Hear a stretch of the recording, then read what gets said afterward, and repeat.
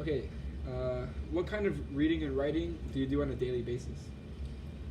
Well, on my daily basis, I read and write a lot during work.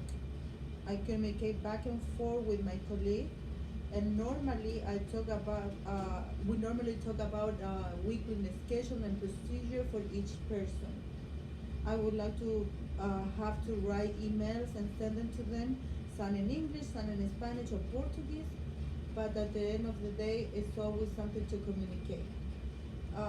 For reading, I always read the latest news and technology related to my kind of work, and I always have to provide that information, like a filter that information to put it in our system. Okay. To what audience is your writing intended for? My audience, of course, is my clients and my colleagues. Uh, for my industry, I help my well, yeah, it's just my clients. I have to be more commercial wise when I try to send information to them, and more specific when I have to be with my employees. Oh, okay. Next, what's the hardest part about writing and why? I think the hard thing is to give the same idea in three different languages. Even it's not just to translate the information; it's just to give the same idea. So that is the hard thing to do in three different languages. Okay. Can you tell me the differences when you learn to write in Spanish and then when you learned in English?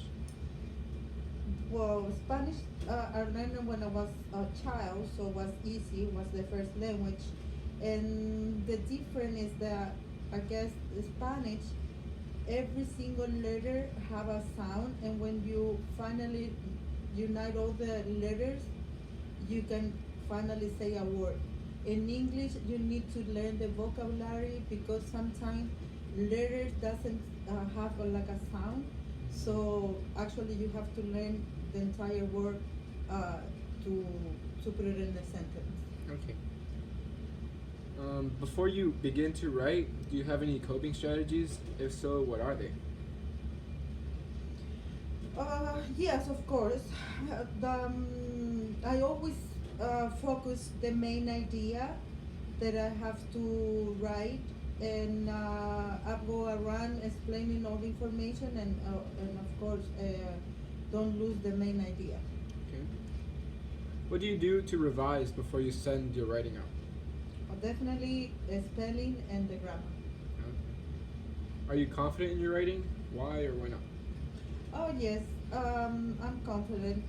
At the end, all the communication that I have to do by writing, people understand, client understand. So Mhm. I think, yeah, I feel good about it. Okay. Thank you. Gracias. De nada.